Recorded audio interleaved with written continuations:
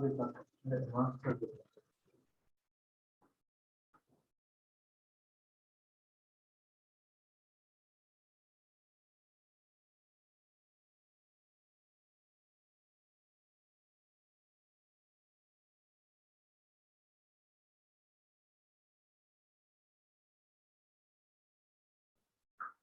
morning, sir. Hello, good morning. That's maximum for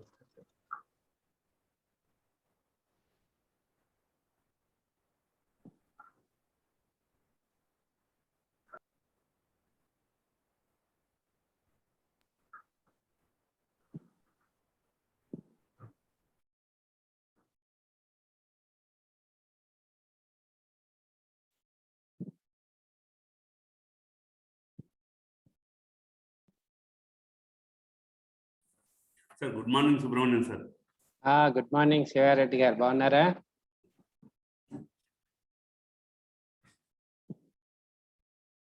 Bagunnara? Can you hear me? Sir. Okay, good. Sir, good morning, sir. This is Shivareddy sir, Associate Professor and co-coordinator of this FDP, sir. I know you, sir. I already said, how are you? Yes, sir. Thank you, sir. Thank you.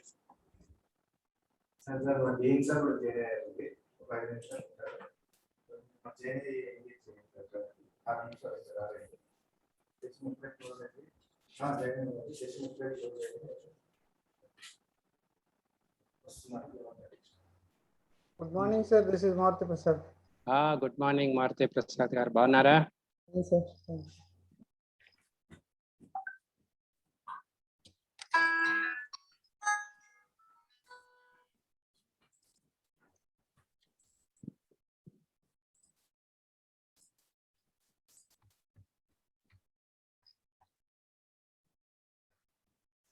Garu, sir, join ayyara? Sir, join కాలేదు sir ఇంకా. Okay, no problem.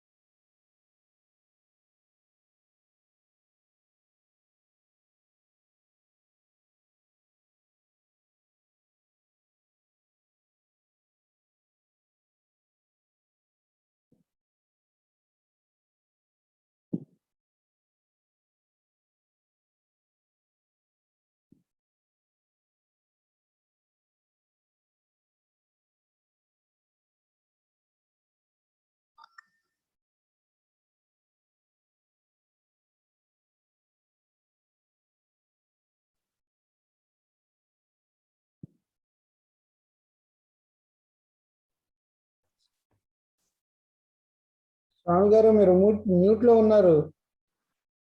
Yes, sir. Yes, sir. Sir, the session will start at 11:30, sir. Dean, sir, can we play a promo of 4 minutes for this program?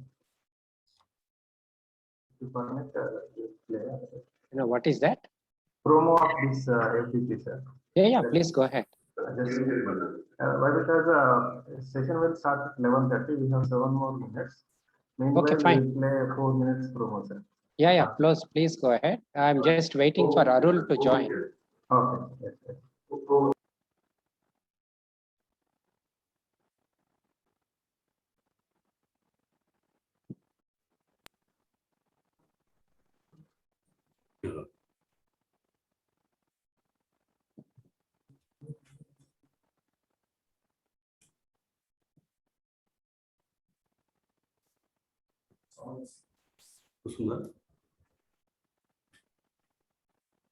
వస్తుందండి.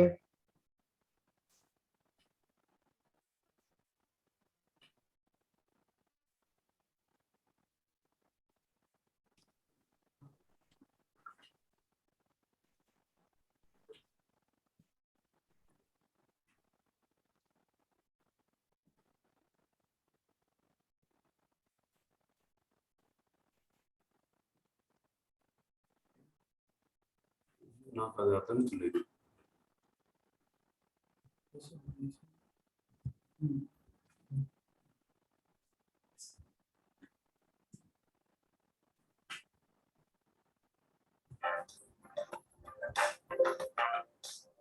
Now it's okay now.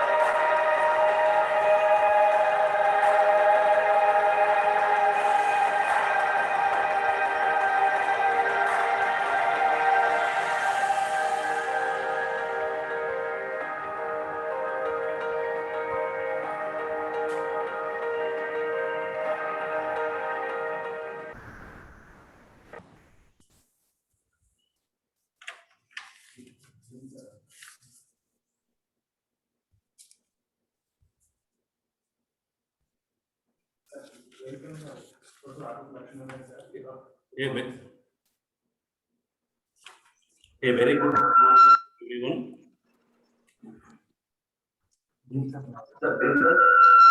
Good morning, sir. Can you speak, sir?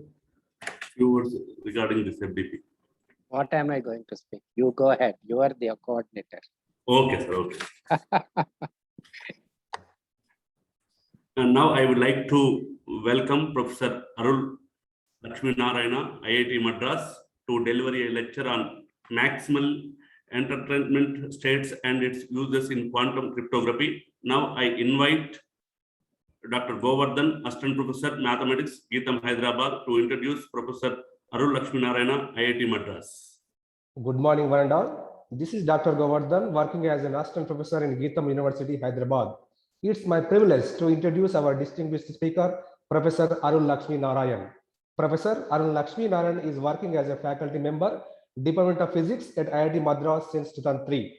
He graduated as a mechanical engineer in 1988 from IIT Madras. Thereafter, he did PhD in the State University of New York at Stony Brook in theoretical physics. Worked with late Professor Nander L. Balaz till 1993. He joined as a postdoc. Later, he became scientist D and reader at the Physical Research Laboratory in Ahmedabad till 2003. During this time, he also started studying the connection between chaos and quantum entanglement, a fringe activity at the time. He visits Washington State University at Pullman, IIT Kanpur, the Max Planck Institute of Physics of Complex System at Dresden, Germany, Jagiellonian University at Krakow, Poland frequently. Now I would like to invite Professor Arul Laxminarayan to give his lecture on maximally entanglement states and its uses in quantum cryptography. Thank you, sir. Now I welcome Professor Arul Laxminarayan to address the gathering. I hand over to Professor Arul Laxminarayan, sir. Thank you very much, Dr. Shivareddy and Dr. Govardhan.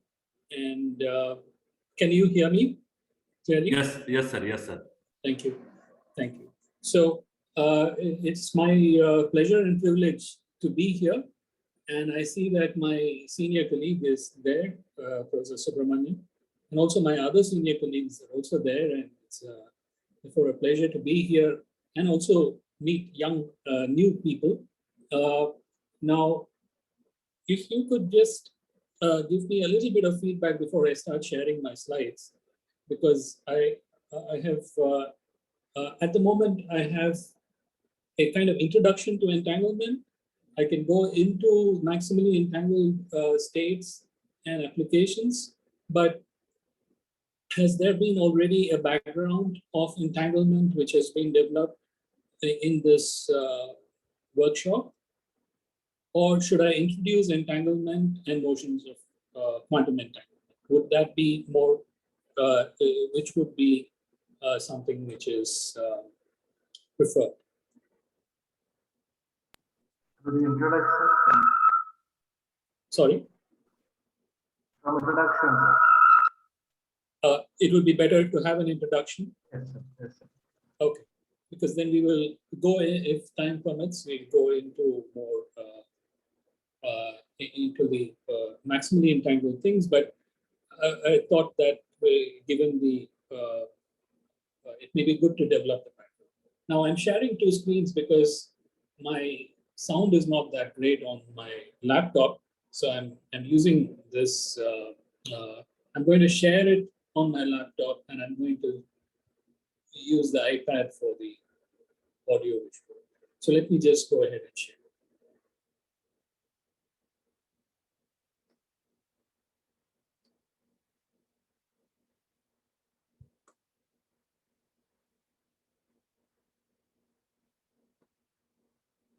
Is that visible? Yes, sir. It is visible, sir. Okay, thank you. So let me go ahead. I thank also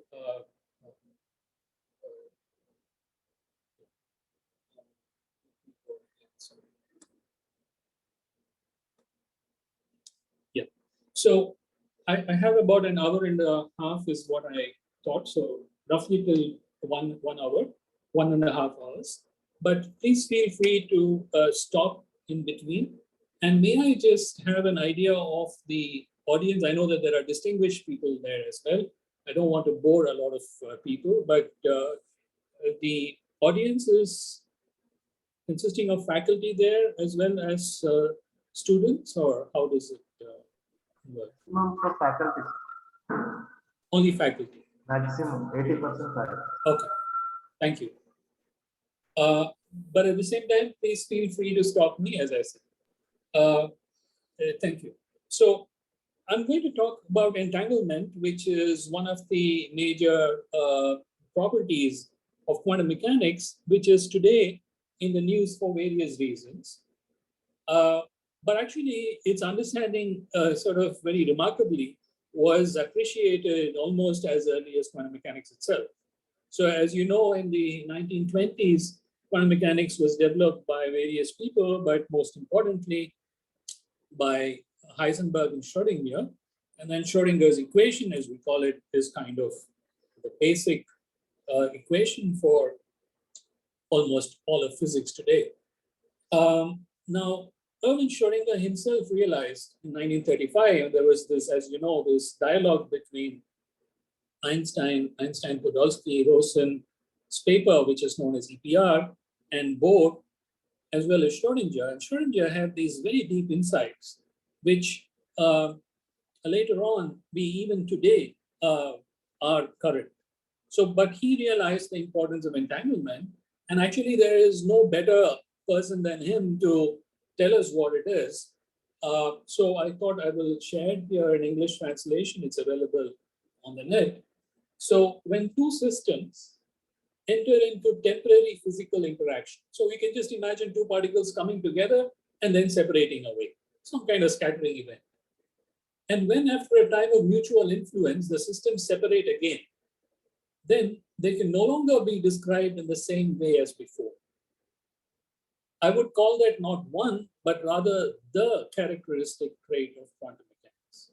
That is, the fact that two particles have interacted sometime in the past. It doesn't matter what time in the past, but sometime in the past they've interacted changes completely the way in which we have to think about their state. We cannot describe it anymore. It's fundamentally different from the state before the interaction. And not just a change, qualitative change. It's a qualitative change of state, not just some change of state because of some parameters have changed. And this is what he says, the one that enforces its entire departure from classical lines of thought. So there is no equivalent of entanglement in classical mechanics. By the interaction of two representatives, and that's what Schrödinger referred to a quantum state as the representative, have become entangled. So he goes on to say the following: the best possible knowledge of a whole does not necessarily include the best possible knowledge of all its parts, even though they may be entirely separate. It is rather discomforting that the theory should allow for a system to be steered or piloted into one or other type of a state at the experimenter's mercy, in spite of his having no access to it. So let's look at this. The highlighted part, which is the highlight is mine. The best possible knowledge of a whole does not necessarily include the best possible knowledge of all its parts. This is a very strange statement when you look at it, because we have all of us in this virtual meeting, and there is a collection of us. You can put us all in the whole collection, and we know who are the individual members. I click on this list, and I know that there is Mr. Ranjit Kumar, and so on and so forth. And if you look at a classical state, let's say that you have a state of a many-particle system, or let's take a Sun and Earth system.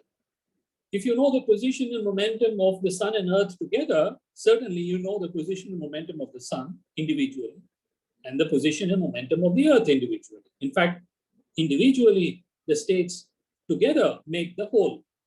But what Schrödinger here is saying is that indeed it's possible in quantum mechanics that you know the state of both the Sun and the Earth together, but we have no clue, actually, or very little knowledge of what is the state of the Earth itself or individually of the Sun itself.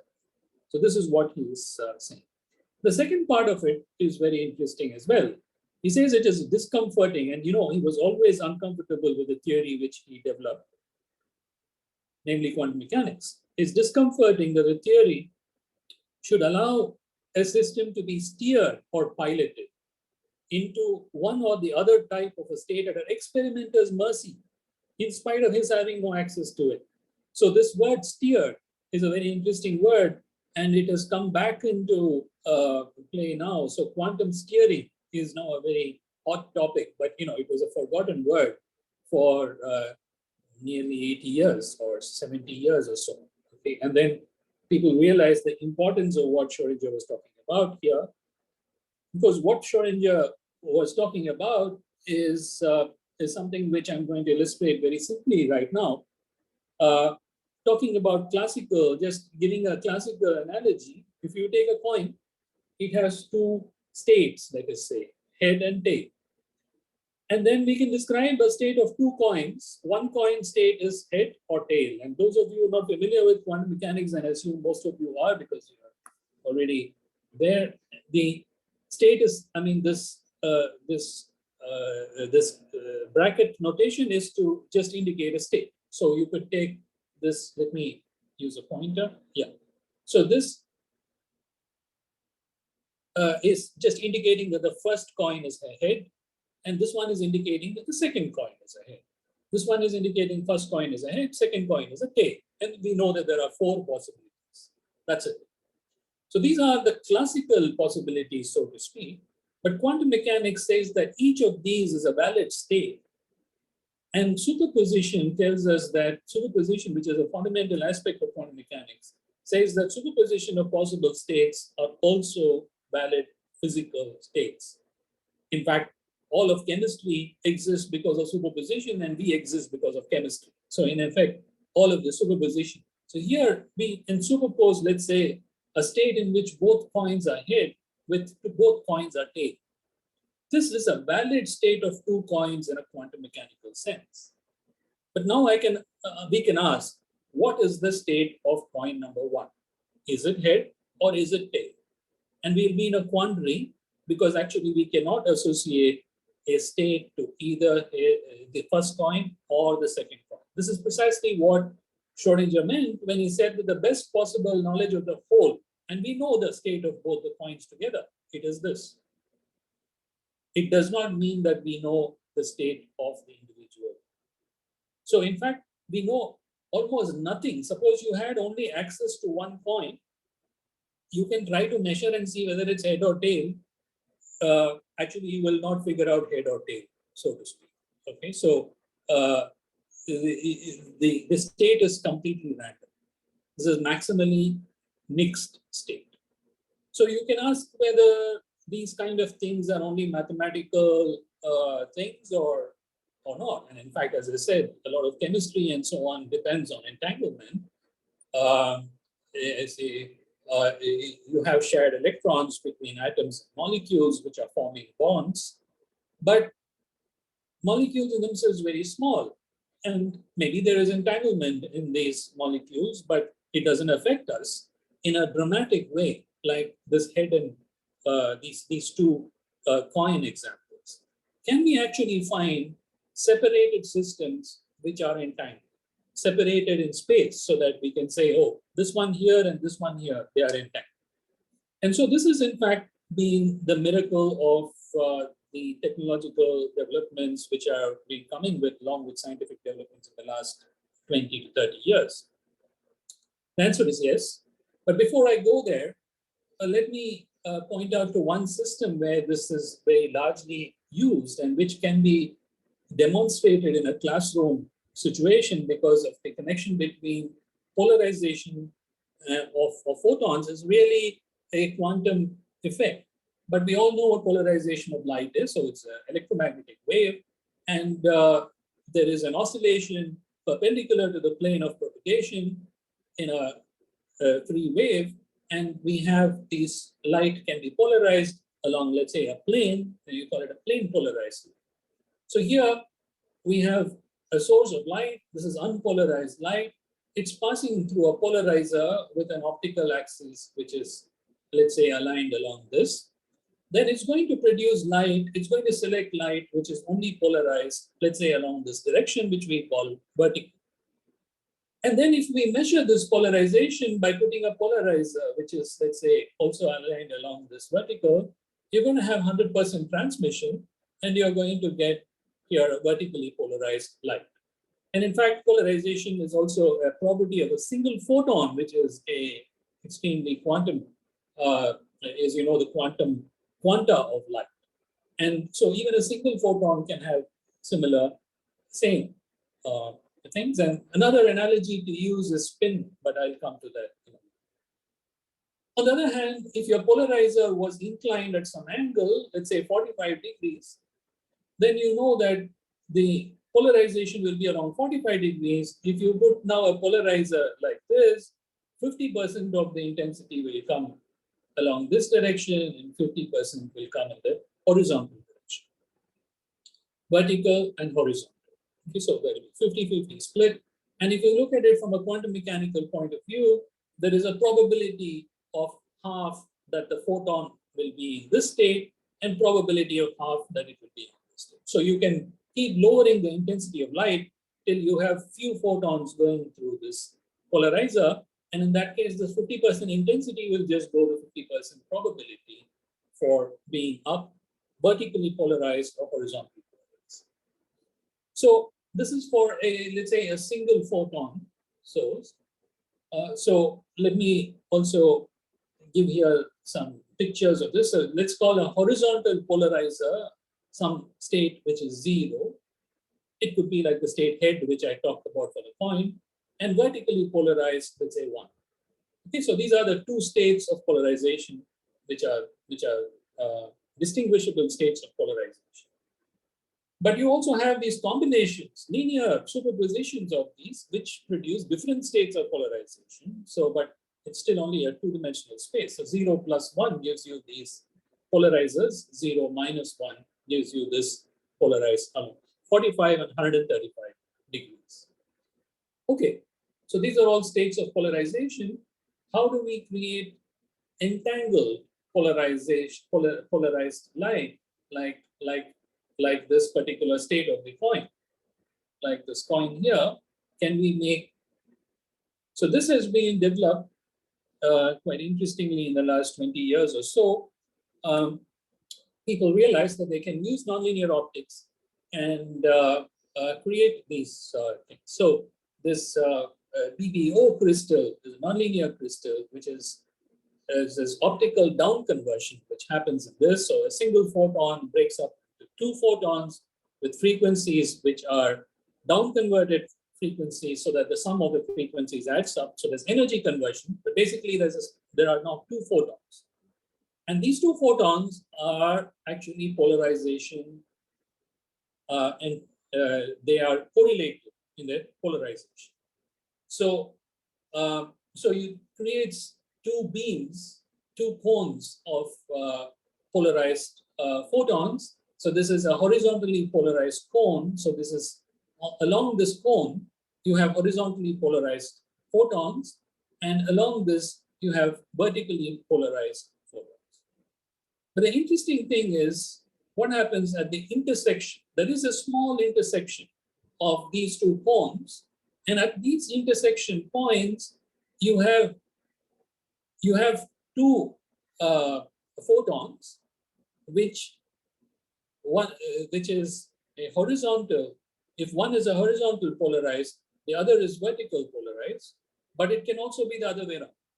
It can be vertical polarized and horizontal polarized, because they are identical particles too. So this state, which is now an entangled state of the polarization degrees of freedom of the 2 photons, is created by this down conversion process. So I believe this experiment is now very much accessible in laboratories and maybe implemented for educational purposes as well. So it's a technological challenge to increase the number of entangled photons. You will find a lot of photons, most of the photons will be unentangled and so on. I'm not an expert on this, but what I want to emphasize is that it is today quite possible to produce these states which Schrodinger was worried about on a regular basis. And these are states that are entangled. So let's look at what is so special about these states. Okay, we can produce them. So what is special about them? So the fact that we know the whole but don't know the parts only makes us seem more ignorant than the classical sense. So what is special about these states? So let's look at this 2 photon polarized state, which we have just created using that BBO crystal.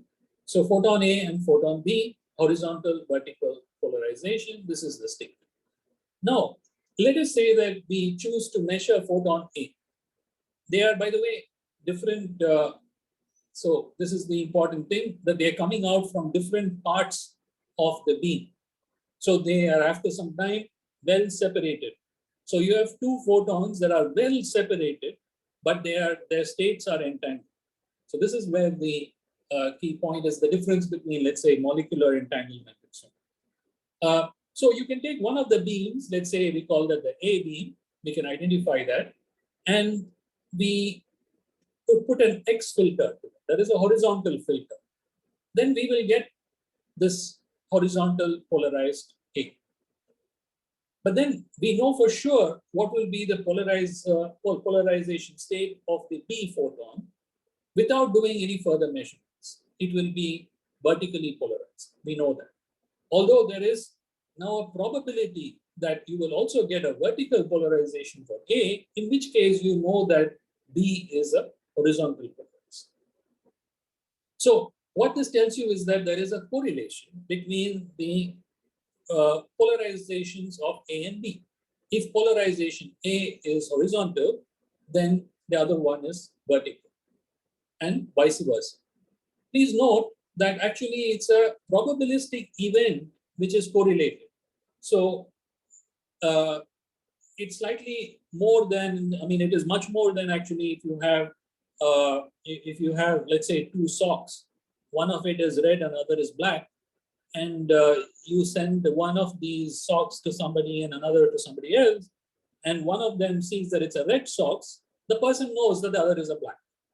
So that's a very simple thing where one person gets either red or black, and then you know for sure that the other one is what the color of the other one is. So in a sense, this is just classical correlation, and it's not very surprising. What is surprising then is that, you see, the state of photon B, polarization state of photon B, depends on the measurement of A. Okay, but suppose instead of choosing to measure X or Y, we tilt the polarizer so that it's along 45 degrees. Then what would be the result? So this is where the amazing thing comes. So the correlation still remains perfect. If the correlation is 45 degrees, if you get a 45 degree polarized light for A, then the other will be 135 degrees. So the fact that this happens is because of quantum mechanics, that this state is exactly equal to the state, and that happens because it's not only entangled, it's also what is called maximally entangled. As I will come to. Okay, so there is still complete correlation. That means that A can choose to change the measurement. It can choose to change the measurement to 45 degrees, and then the photon in B should alter itself so that its polarization becomes 135 degrees. Okay, this is a very weird thing when you think about it. So there is this, so these are called superclassical correlations. It's not just correlations which are coming because one is up and the other is down. It's because the state of the whole is intact. Okay, so there is still complete correlations. And I should also say that these two measurements along the X and Y of 45 degrees and 135 degrees, they are incompatible, maximally incompatible measurements. So from a quantum mechanical point of view, they are maximally incompatible, like position and momentum kind of things. Okay. So this is what actually Schrödinger meant when he said that the whole is a definite state, but parts are not. And this is also this is an example, although Einstein, Podolsky, Rosen were thinking in terms of position and momentum, when they said that quantum mechanics is not complete because it does not respect locality or realism. What does that mean? Let's take the word realism. Realism means that if you are measuring, let's say, polarization state of photon B, realism tells that there is a state of polarization before you measure it, and your measurement simply reveals what the value is. Like, for example, we know that our car is red. Then that is a statement of realism. You can always tell someone, find out what the color of the car is, and when they look at it, it is red. The assumption is that even before they looked at it, the car was red. So it's really a red car. we assume that all the properties that we measure are only revealing real properties which are there for the system. But this seems to violate this, because we take the state of polarization of photon B, it seems to depend on what A is doing. Suppose A chooses to measure in the X or Y filter, he's definitely going to get an X or Y polarization.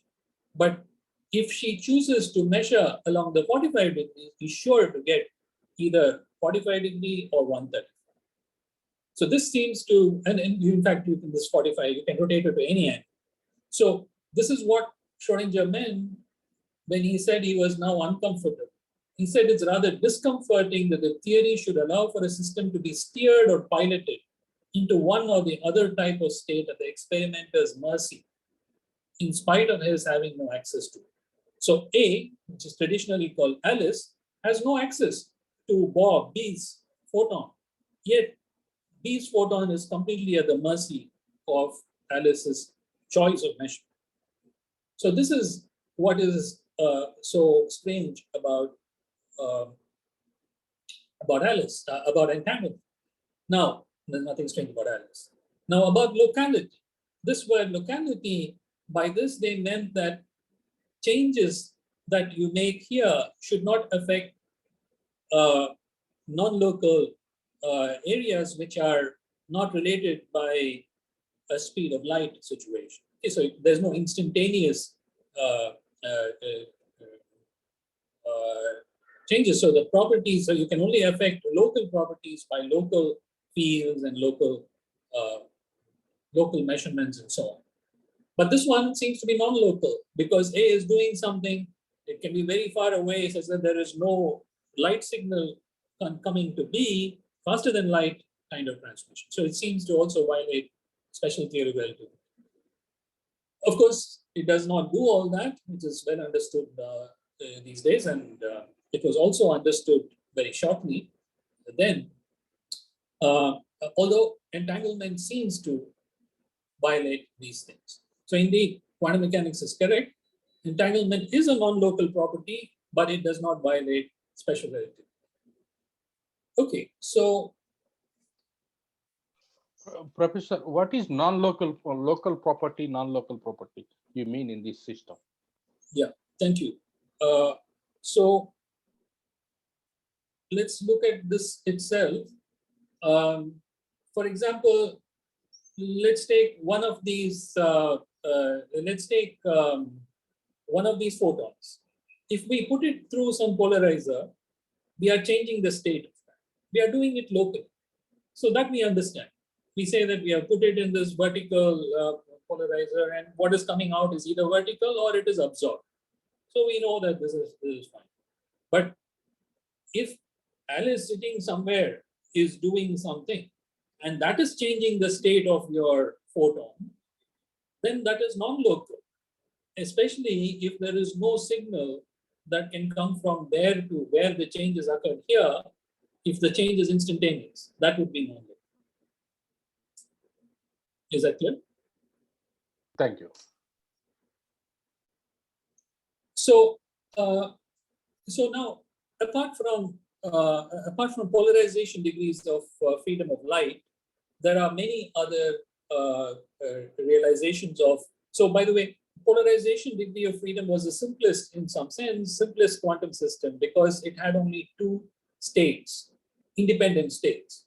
It could be, or there are only two polarization states, as we know of light, independent polarization states. And therefore, it was a two-level system. But there are many two-level systems, as we know. And atomic levels, although every atom has an infinite number of levels, there are only two of them may play a role in any experiment. You may have some laser light, which is connecting two atomic levels, and then the transitions would be only restricted to these two. So two-level systems are very common, and they are sort of the currency of quantum information. So they are called qubits in relation to classical bits, which are two-level 0, 1, right? So here I have swiped this photograph from this very nice article, by the way. You can look at it in the archive, which is an introduction to quantum computing for, in fact, I think high school students. So here, if you look at, here is an atom with 3 levels. And here is an electron sitting in this level as half, let's say ground state, let's call this ground state. And this level is B, the first excited state. So it can be either here or here. So these 2 levels can be like your up or down. So 0, 1. So if it is only connecting these 2 states, then this 2-level system will behave like this photon states. Okay, so we can call 0 the ground state occupancy, the 1 is the electron is in the excited state. Actually, there's this 3rd state here, which is entering, which is a very interesting thing here. It's actually essential for measurement. If you ask, okay, now where exactly the electron is, you will shine another laser, which is, let's say, at this wavelength, and then you will collapse the electron into this state. So this is for a measurement. So if we ignore this for the moment, then this is a 2-level system, 0 and 1. So but we know that actually the atomic state can be in a superposition of these 2. That's the whole thing about quantum mechanics. So it's not just here or there, but these kind of superpositions are very real atomic states. So where this alpha and beta are complex numbers. So this is a general state of this 2-level system. So this is a state of a qubit in general, where alpha and beta are complex numbers. If you take 2 such atoms, just as we took 2 such photons, then they can be entangled. The atomic states can be entangled. And in fact, the state which I wrote for polarization, we can write similar states for these atomic states. In fact, this state is going to come again and again. So this name it's given to John, after John Bell. It's a Bell state. It's one of the Bell states, there are 4 of them. I'll write them down shortly. And now you can take more atoms. For example, if you have 3 atoms and it's in this state, which is a superposition of all states down plus all states up, or ground state and first excited state, then that is what is called a Greenberger, Horn, Zeilinger state, after these people who pointed out some very interesting properties of if you manufacture, control such states. So you see, these are very simple quantum states, but with very interesting properties.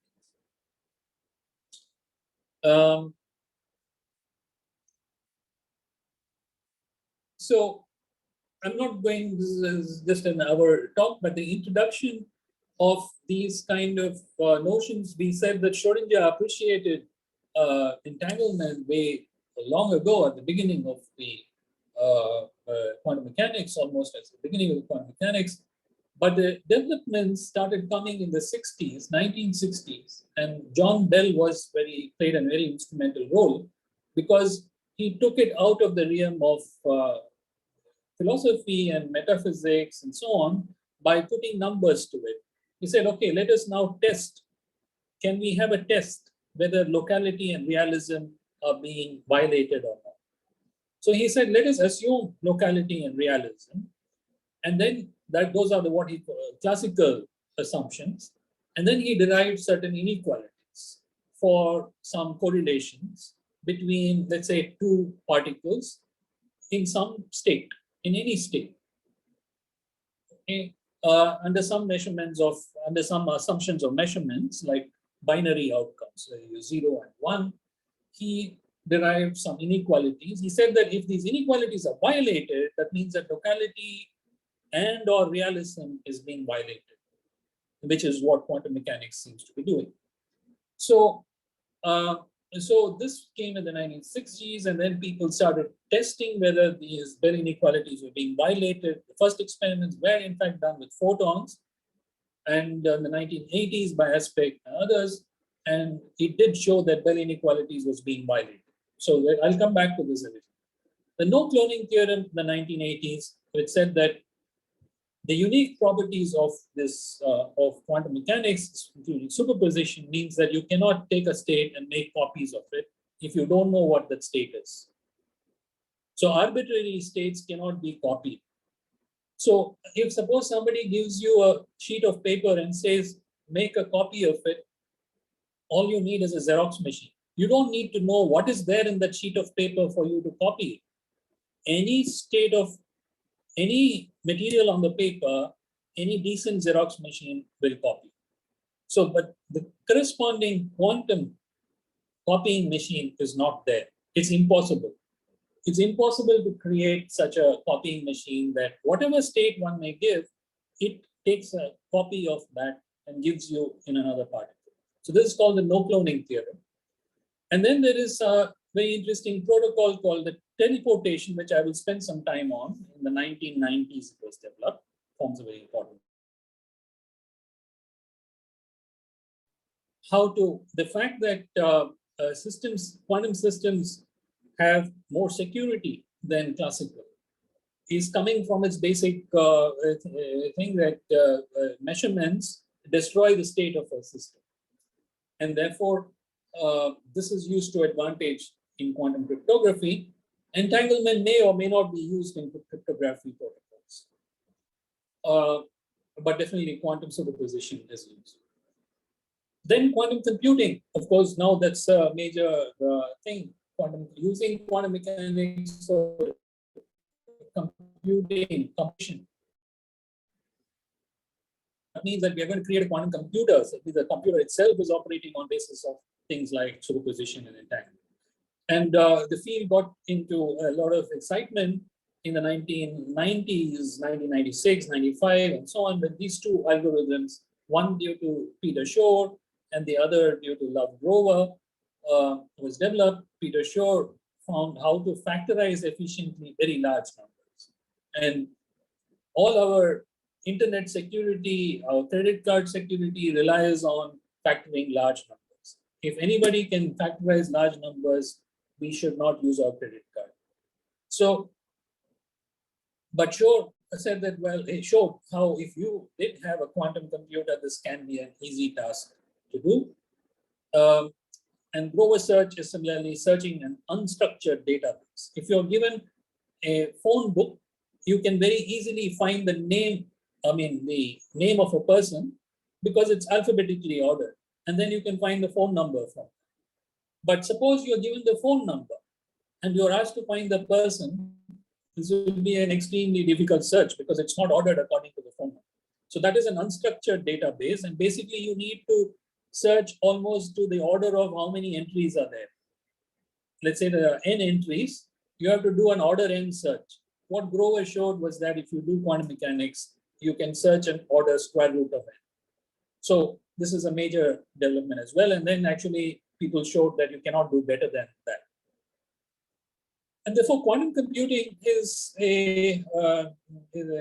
something which technologically people think that it is something feasible. And there's been a lot of development, a lot of industries, as you know, are in it. So Google has already some qubits in the cloud. So we can easily access 5 qubits for free. You can register on their site, and the experiments are being done somewhere else where their computer is, the quantum computer is. But there are also 15 qubit machines which are accessible to us. And if you pay money, you can get about, I think, up to 53 qubits. But in a year or two, they hope to scale to hundreds of qubits. So actually, a very realistic quantum computer, which will beat all classical computers, will be about 100 qubits. And then our security will be really compromised if there are more than 100 qubits. But I must tell you that these numbers are only raw numbers, in the sense that not all these qubits are used for computational purposes. But I don't want to go into quantum computing as such, but definitely that's something which has come out of all of this. Okay, so here I was talking about Bell inequality. In 2015, there was an experiment which said that we have entangled electron spins. Now, this is very different from the photon experiments that we're doing, using some very interesting protocol. They entangled 2 electrons that were separated by more than a kilometer by intermediary photons. Okay, so this was a very, very interesting thing, because otherwise it's very difficult to entangle with electrons which are very far apart. So they showed that Bell inequality was violated. So let me tell you here that this is called the CHSH Bell inequality. It says that if realism and locality were valid, some particular quantity which you can calculate from a given state, it should be less than or equal to 2. The maximum possible is 2 square root of 2. So what they found was that this value was clearly much larger than 2. It was 2.42. Even with this error bars, it is larger than 2. And therefore, they assert that in fact, the quantum mechanics does violate locality and realism or realism. It's not very clear at this point what exactly it is violating. Okay, so there are many experiments, as I said. Let me describe to you this rather interesting phenomenon of teleportation in a little bit more detail. By the way, stop me at any point of time if you think something is not clear, but also if something is already covered in your workshop or some, that you would like me to skip it.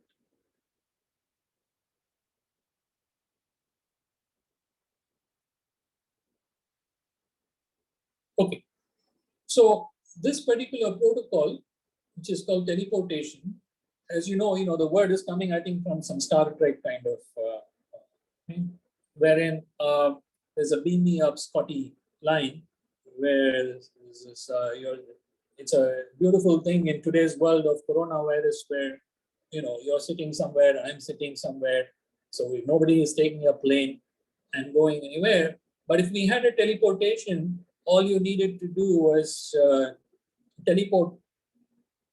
I'll get teleported into your room, and then we're there. We are not in there, of course, thankfully. But anyway, so this is the protocol, and these were the people who proposed this. So teleporting an unknown quantum state by our dual classical and Einstein-Podolsky-Rosen channels. So this is a big word for this. Dual classical and Einstein-Podolsky-Rosen channels. I'll explain in a minute what it means. Okay, yeah, this is what I said. The protocol is beam me up, Scotty.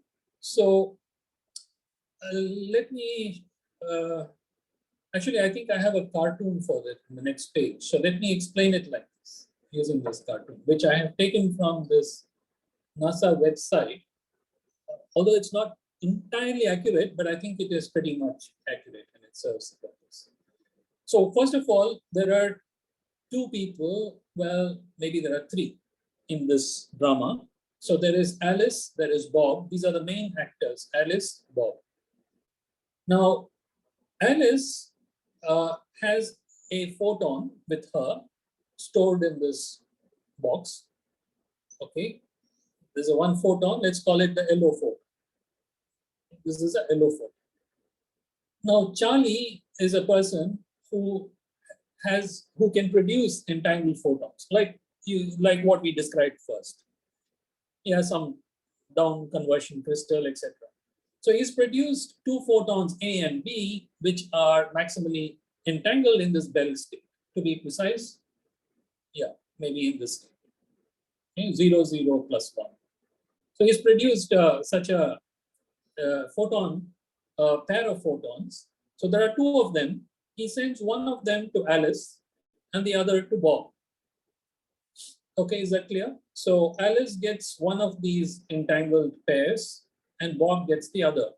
So this A and B are maximally entangled states of polarization. Okay. So that's what, so right now Alice has 2 photons with her, 1 photon, P, yellow photon. Actually, she doesn't know, by the way, the state of this photon which is with her, this yellow photon state. She doesn't know what it is. It is some state. She doesn't know what it is. Now, what is her task? Her task is to do something locally. That means that she does something only with photon A and B and P. Okay, only with the 2 photons with her, and then she can convey some information to Bob, maybe, and the Bob's photon must acquire the state of this yellow photon. Okay, so that is the end result of it. Now, if you think about it, you may say that, well, look, the photon state of alpha, with Alice, the yellow photon is some state like this, alpha 0 plus beta 1. Okay, maybe it's some polarization, it's some angle of polarization, let's say. So all Alice has to do is call up Bob and tell what this angle is, and then he can prepare it like that. But you see how much information is going to be transmitted. For Alice to tell Bob the angle, she has to convey a real number. And a real number contains an infinite amount of information. Because in any binary, let's say binary system, it contains infinite number of bits. To precisely tell the number, it has actually infinite amount of classical information she has to convey to Bob. Okay, and then Bob has to do something. So this is a very difficult task. In fact, what is worse is actually she does not know what is alpha and beta because she does not know what is the state of this yellow photon. Yet we want her to do something locally and tell Bob something so that this photon B has the same state as this yellow photon. Okay, so that's, I have said this. So Alice and Bob, they are a long way apart. Okay, so their relationship is cordial but somewhat distant. So now, what Alice does is she does something with this photon with her and this unknown photon P. She does some joint measurement. Okay, so here it says that she's scattering it and then measures some event. So basically, she has to have some interaction between these non-interacting photons. She has to create some kind of an interaction between them and do a measurement. And the outcome of the measurement will be one of four possibilities. Okay. And Alice measures the effect. And the fact that she is doing this measurement on her photon, on her two photons, affects the state of Bob's photon. This faraway photon, it changes its state from this state which was being entangled to this to some state which is after. Okay, so indeed, this photon state, the new photon state here, is the photon state that this T is. So this yellow photon state has got into this Bob state. Nothing has gone in, but Bob actually does not know what has happened, does not know that the photon state has changed. Till Alice calls him up and conveys 2 bits of information. It can be 00, 11, 10, or 01. That's all she tells. That's the only conversation between her and Bob. And then Bob knows what is the state of this photon B. Okay, and that state will be exactly the state that it started out from. So the more you think about it, the less you will understand.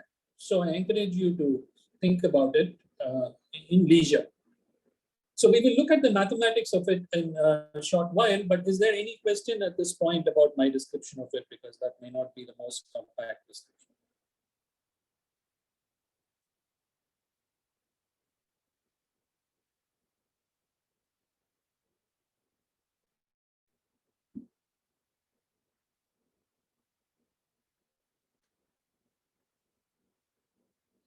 Okay, here is the most schematic thing apart from all that. So these 2 black squares denote entangled photons. So Alice has a state of an unknown particle, photon S, and this pair of entangled photons. Together, she does some measurement on this state S and the square. Together, she does a measurement, and she gets she gets one of 4 results, that is this as a result of the measurement. And then she emails or sends an SMS or lets some pigeons fly to B, who then takes one of 4 different actions. And depending on the state of that action, depending on this message, he will take one of 4 actions such that his state, his photon here acquires the state S. One of those actions is that he does nothing. So actually 25% of the time, Bob has to do nothing. It is just some action of Alice, which is very far away, that instantaneously changes the state of Bob's photon to S. So this does seem to be faster than light transmission because something is happening here instantaneously. But actually, if Bob wants to know what is the state S which is coming here, remember that even Alice does not need to know what is the state S here. Okay. If Bob wants to know what is the state S here, it is not possible. He makes a measurement on this, he will get only one bit of information. So it seems like quantum mechanics is capable of doing many things like this kind of teleportation, but you have to be careful about how much information can be extracted from it. So this, in this article, the word Einstein-Podolsky-Rosen channel implies that there is this two photons which are maximally entangled. So this is the EPR state or Bell state. So this is called a channel. So this is now, although it looks like they are not communicating, there is entanglement between these two particles that is lost at the end of the day. So entanglement is then a resource that is being used up for teleportation. And if you have maximal entanglement, you can do best amount of teleportation. That's why maximal entanglement, which was there in the title of my talk, is a very important resource for these kind of quantum information protocols. I again pause for any clarification.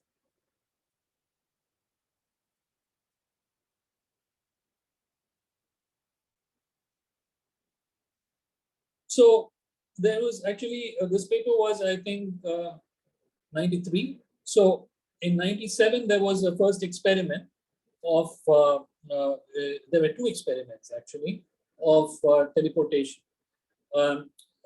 So since nowadays there are more experiments, there's been about almost 20 years, more than 20 years of experimentation with teleportation. This is one in 2017 by the Chinese group where two photons are, this Alice and Bob, are actually separated by a ground station and a satellite about 1,400 kilometers away. And there is teleportation which is happening between the ground station and the satellite. So, so this sort of technological developments have happened with photons and leads to this kind of quantum communication devices. And these are some things where India is currently poised to, there are many experiments where such things are sought to be implemented in India. Okay. Now, I'm going to go into a mathematical part of my talk. So, where we're going to look at the mathematics of these, which are really simple, but at the same time, I think slightly different from our usual quantum mechanics courses. Please, again, do stop me for any clarification. So let's take these two particles A and B, A and B, Alice and Bob. Let's say that Alice has a state psi A. Particle A, let's say, is in a state psi A, and particle B is in a state psi B. There are two particles, let's say, and in fact, they may be even in different dimensional Hilbert spaces. So one may be a spin 1 particle and the other may be a spin half particle. So that you have 2 degrees of freedom and another is 3 degrees of freedom. They need not be the same. So in general, let's say dA dimensional Hilbert space and the other is dV dimensional Hilbert space. Okay. So psi A is in general a linear superposition of some orthogonal states. Let's choose some basis I here and some basis alpha there. So this is in general a state of two particles where we associate a pure state to A and B. Okay, and this is the tensor product between them, that is the symbol here, which is just telling you it's a way of organizing that A is in state psi A and B is in state psi B. That's all. At this point of time, we don't have to even give some meaning to this symbol.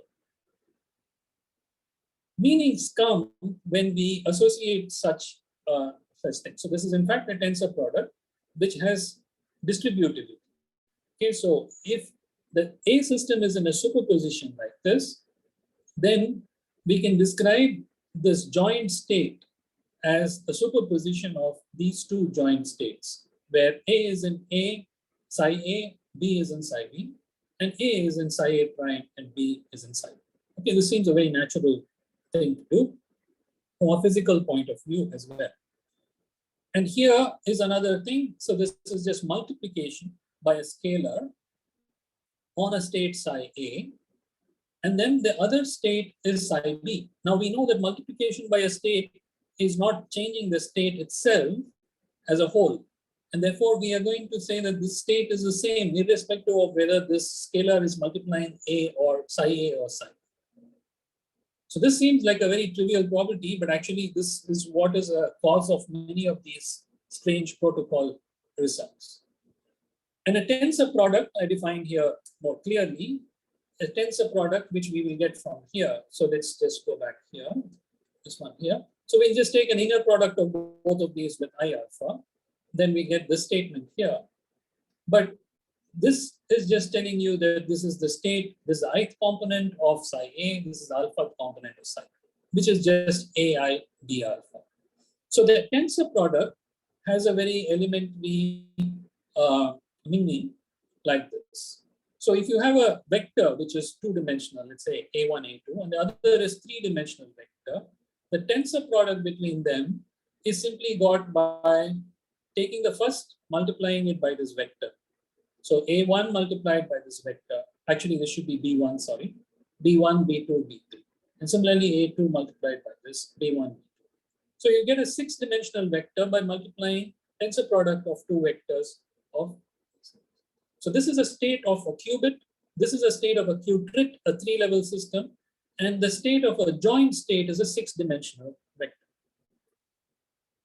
And similarly, we can define matrices or operators, tensor products in a very similar way. So again, these are now, if you see a tensor product here, it just means that it's local to A and B. So you're operating on MA on psi A, and you're operating on MB on psi B. That's the meaning of MA tensor MB, where these are matrices or operators. But now you can see what is the meaning of this by taking inner product on this. So the matrix elements of this tensor product is given by this. This is the meaning of tensor product of matrices. So for example, here, we take an observable now in a qubit space. Let's say it's this matrix, and an observable, let's say in a qubit space, spin one space. Then it's simply, you take the first element here, multiply it by this matrix and so on. So you get a 6x6 matrix on multiplication tensor product. Just for students, actually, this particular section. So an Ising model we write, often we write something like this. So sigma z nearest neighbors, and then there's a magnetic field, and let's say an x direction. So it's a transverse field Ising model. Okay, there is a magnetic field H, interaction J. But actually what it means that there is a tensor product operating between all of these. So for example, if you have two spins, then this is the Hamiltonian. You have sigma 1z tensor product sigma 2z. And then you have this magnetic field acting on local things. What does it mean? So sigma 1x tensor identity in the second Hilbert space. And then in this one, the first Hilbert space is identity. So this identity here, this 2 is just telling you it's a 2x2 identity. Tensor, this is the sigma 2 matrix on the second spin. So we can go ahead and write down what is sigma 1. We know these Pauli matrices, and then we know how to do tensor products. So you can find the Hamiltonian of this, which would be a 4x4 matrix, which I have written down here. In general, if you have L spins, you'll have a 2 to the power of L dimensional matrix. So that's coming from this tensor products multiplying the dimension of the matrix. So that's just, so the tensor product space is then a span of all of these tensor products of the some basis vector. So IA is a basis vector, orthonormal basis vector. Alpha B is orthonormal basis vector B. That's the tensor product of these two. They span the tensor product space. And that space is dA times dB dimension. So a 2-qubit space is just spanned by these, which is a 4-dimensional space. So the general state, the composite state of two particles A and B, these are now you can call them subsystems because the system is a composite system of A and B together. A general state is a superposition of all of these. So it's not just that any coefficient Ci alpha, which are complex numbers, you can take dA, dB of them and do a superposition of all of them. That is the most general two-particle state or the most general composite state of systems A and B. The only requirement for these complex numbers, Ci alpha, is that they be normalized. So if I take a modulus square of it and sum them over all dA, dB of them, that should be equal to 1. Okay, that's all that's required. In general, this state is not of this form, psi A tensor psi B. Because recall that if it is of the form psi A tensor psi B, psi A is some state like this, psi B is some state like this, and this is the state.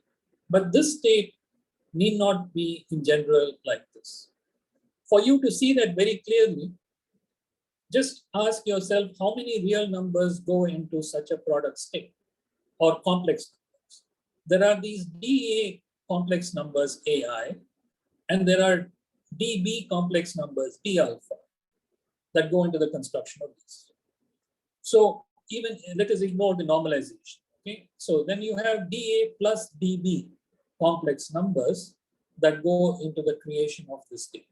Whereas what goes into the creation of this state is dA times dB.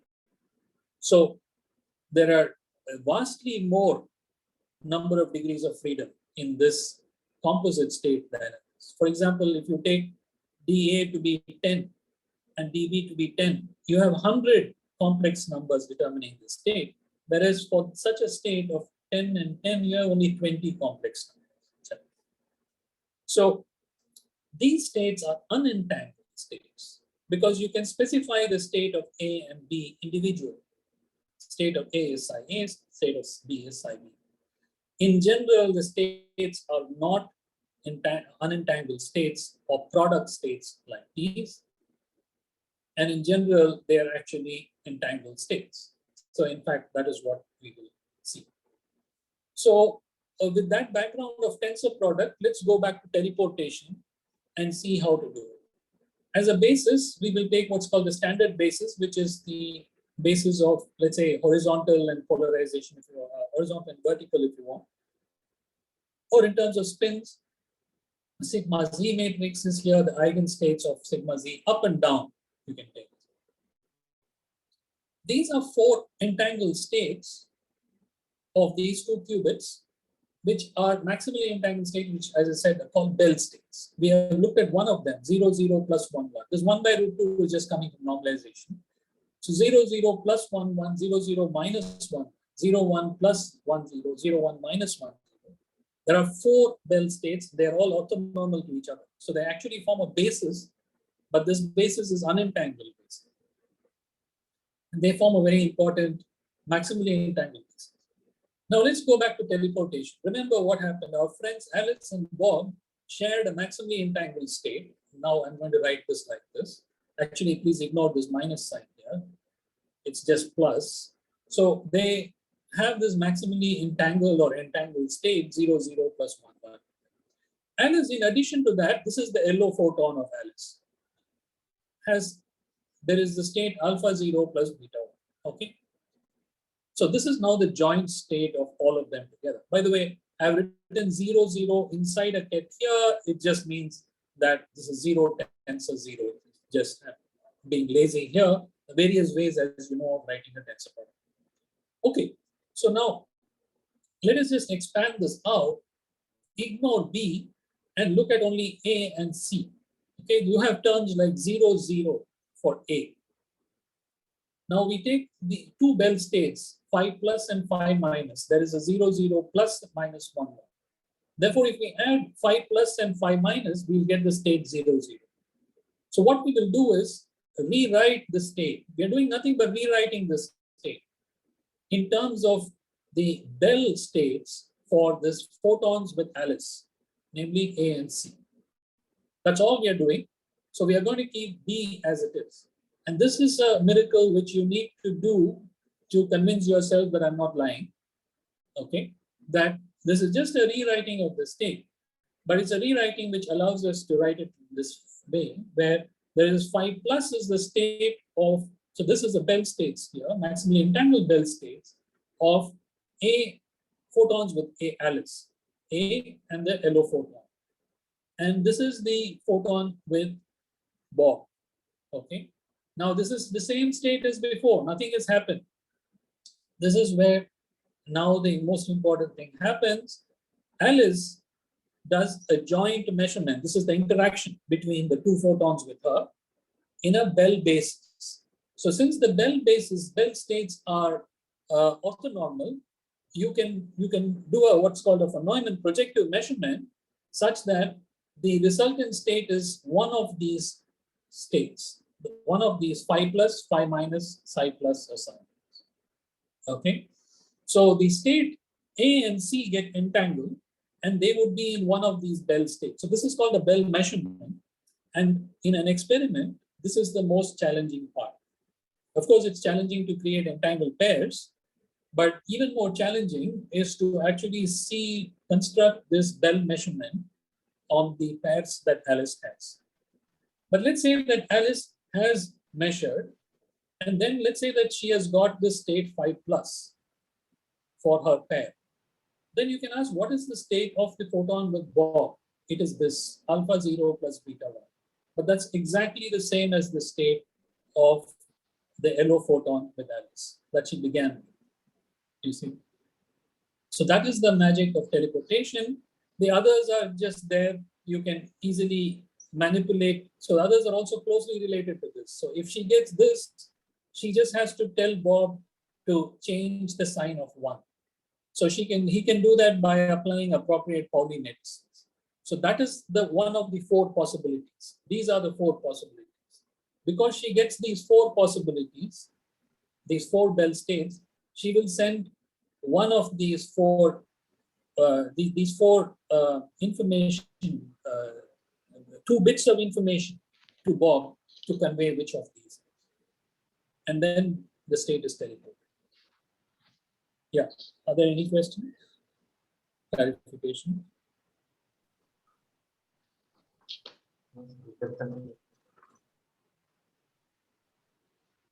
Sorry? You can continue, sir. No question. I continue? Okay. Yes, sir. Yes, sir. Thanks, Nathan. Okay, so so now we have described what is the mathematical basis of teleportation and entanglement. As you can see, it's very simple. So it's a conceptual thing. Mathematically, it is really a simple thing to do. We can extend this. You can take many particles, n particles, and then the definition of a pure unentangled state is simply this. Any state which is not a tensor product like this is an entangled state. Okay, I'll come to mixed states a bit later. They are a bit more hard. Now, this seems like a mathematical definition. An entangled state. So what basically we are saying is that a state is entangled if it cannot be written as a tensor product of 2 pure states. Now, this seems like a mathematical definition. What is it operationally or experimentally? Experimentally, it means that entangled states cannot be prepared locally. You must have some interaction between them. Like, for example, in the teleportation protocol, there was Mr. Charlie who was creating the entangled photon using some crystal and so on, and then sending it to A and B. So it cannot be prepared locally. Alice and Bob cannot do this locally, by some measurements or even by classical communication. So the SMS and so on, by the way, why is there no violation of relativity? There is no violation of relativity because Alice has to tell Bob which of these 4 results of the measurement has happened before Bob can do anything there on his end to get the state. You see, till that, actually nothing has happened. So this is a classical thing that sending of 2 bits of information cannot happen faster than the speed of light, and therefore relativity is not in danger, although it looks like locality, non-locality may endanger relativity, this is not the case. So, so I encourage you to think if you have not thought about it before. So here is a even more simpler example of what this is. So if you take 2 qubits, let's say that they are in this state, which is in fact a spin singlet state if you think about it as spins, 0, 1, minus 1, 0. You can show to prove yourself that this is not equal to a alpha tensor beta. Now here I've missed a tensor product, but this is again a shorthand. It's very simple to see. You show that that's not the case. But let's take this superposition here, 0, 0 plus 0, 1 plus 1, 0 plus 1.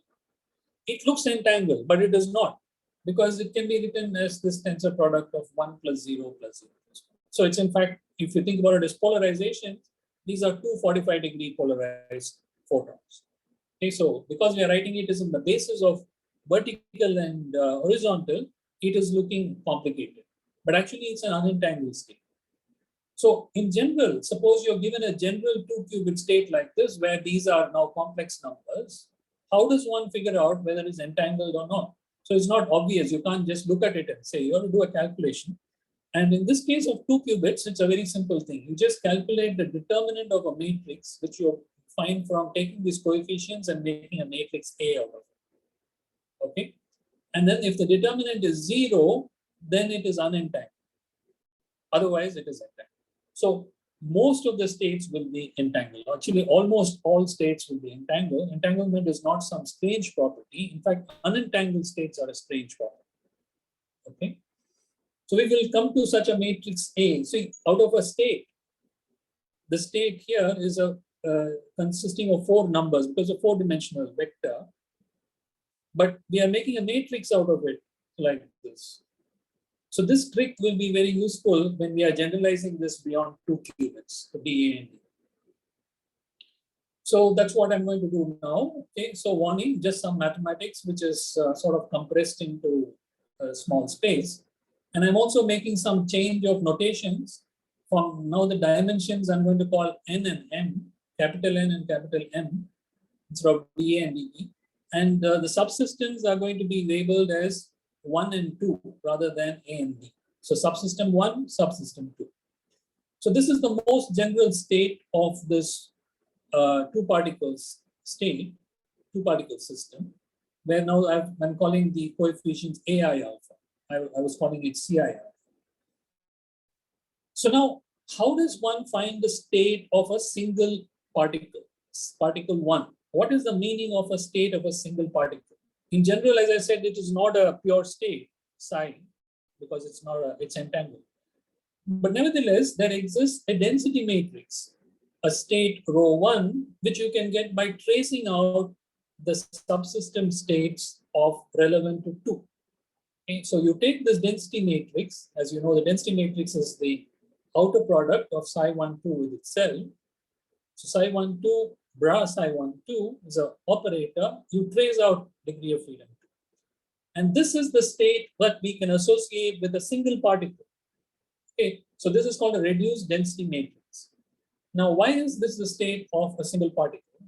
Is because all measurements that you can make locally on this particle number 1, the prediction can be made if you know the state of this rho 1. And that's it. You cannot do anything better than that. As you know, the expectation value of an observable M, let's say, Hermitian operator, let's say O, if the state of a system is rho 1, is trace of rho 1 times O. So that's a general principle of quantum mechanics. So that will be valid if this is the associated state of the system. So although we cannot associate a pure state to an individual subsystem, we can definitely associate a mixed state, and that's what this is. Okay, so this is the density matrix of subsystem 1, or the reduced density matrix. And how does one find this? It's very simple. So you just take this, put this in here. So psi12, psi12, and the trace operation is just, you are going to take the same basis and then sum them over. So there is alpha equal to beta. That's all that is actually done here. And then you have the summation here. So you can go through the math. It's quite straightforward. And the result is that the density matrix rho 1 is this matrix A times A adjoint, where this A is this coefficient matrix which is sitting here. Okay, so this is a positive matrix, as it has to be. All quantum states have positive matrices, they have positive eigenvalues. This is an n by n matrix. Okay, and similarly, you can find the state of subsystem 2 by tracing out subsystem 1. And this is actually, you can verify that it is A dagger, A transpose. There is a transpose missing in this, but it is closely related to A adjoint A. And this is a n by n matrix. Okay. How do we find whether this state is entangled or not? We just find the state entangled or not. If rho 1 and rho 2 is pure, then it is unentangled. Otherwise, it is entangled. A pure state is, as you know, is something which is it's an outer product of pure states like this. It's a pure state density matrices will come from outer product of pure states or projectors, basically.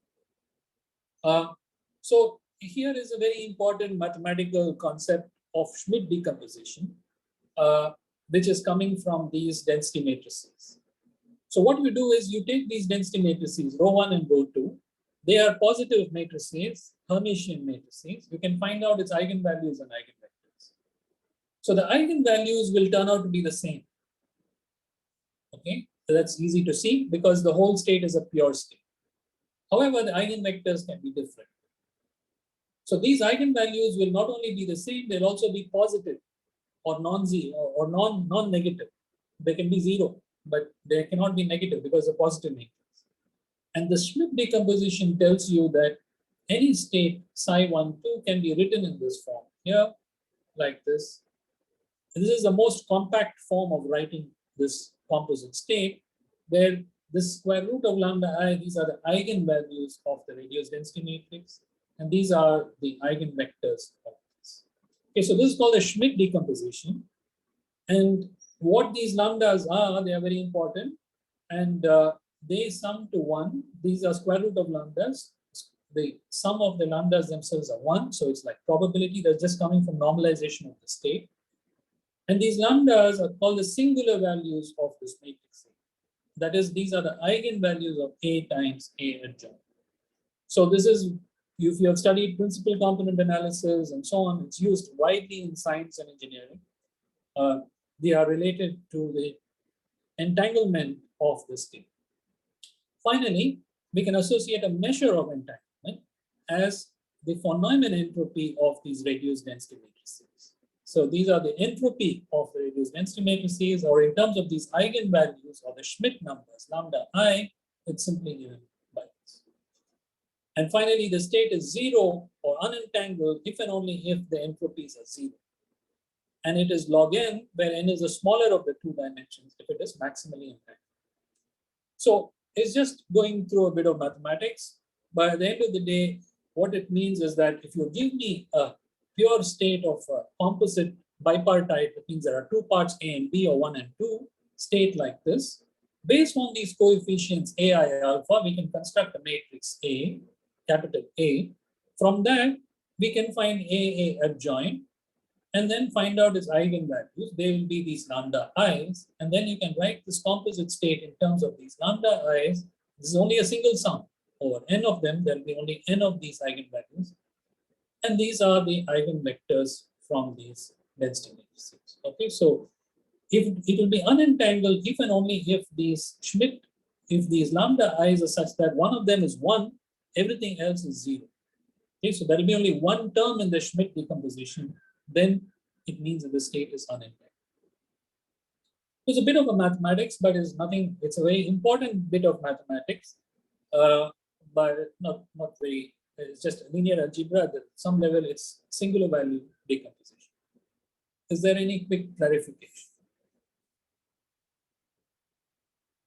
Narasimha, do I have another 10 minutes?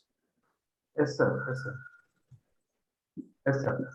Okay. So are there any clarifications? I know I'm going a bit fast now. Mallishwar sir asked. Sorry? There is a chat box one question, sir. There is something? Or, Chat box. oh, okay.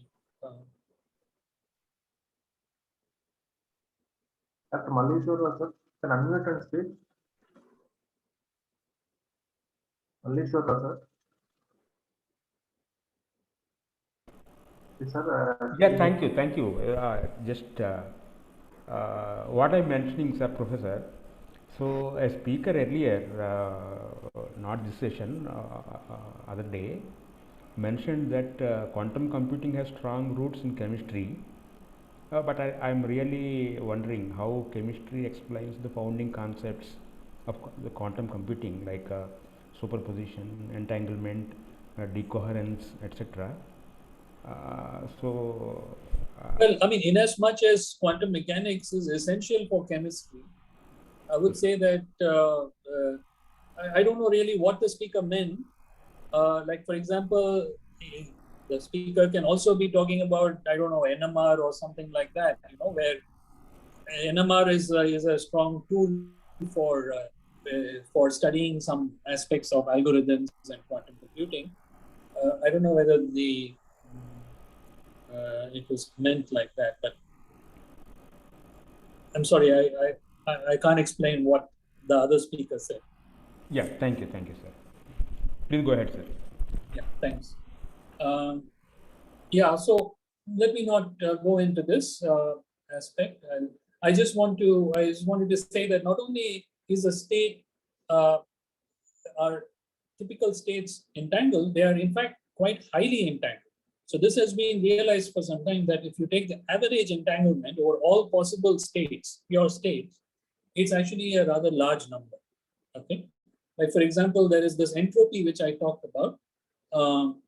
This entropy, von Neumann entropy, if you take random states, pure random states, bipartite random states at random uniformly, it's possible to do that. I'm not explaining how. Mathematically, it's possible to do that. Then the average over that turns out to be log n. I told you the maximum is log n. It's like the microcanonical ensemble that we study, right? So it's almost log n because it's log n minus n by 2n. M you see is the other it's a larger dimension. So if the larger dimension is going to infinity, this is going to go to maximally entangled, possible entanglement or entropy. So actually typical states are not only entangled, they are also nearly maximally entangled is one of the things, and it has very important implications for thermodynamics and all these kinds of things. Actually condensed matter physics and so on. But let me not go into that. So one other aspect of entanglement, which makes it different from classical, I mentioned it here, is what is called monogamy. See, entanglement, I said, was some kind of correlation. You're measuring up, you're getting down there, you change it to 45, you're getting 135 there, and so on. So it's some kind of correlation. Classically, for probabilistic events, you can have any number of random variables that are absolutely maximally correlated. You can have three points, maybe they're completely random, but no one is telling you that they cannot be, by some miracle, completely correlated. They can be head, head, tail, okay, and the other time it can come tail, head, whatever, you know, so, or head, head, head, simplest. All of them can come head, head, head, but it can be random, it can change next time, tail, tail, tail. Okay, so that correlation can be there, but quantum mechanically, that's not possible. So that's called monogamy of entanglement. If there is one particle, let's say I called it the state 0, I have another particle, maybe the state 0, the red particle. This is an unentangled state. Now we start entangling them. Let's say that maybe I have some state like this, alpha 0, 0 plus beta 1, 1. This is some entanglement. This is maximum entanglement.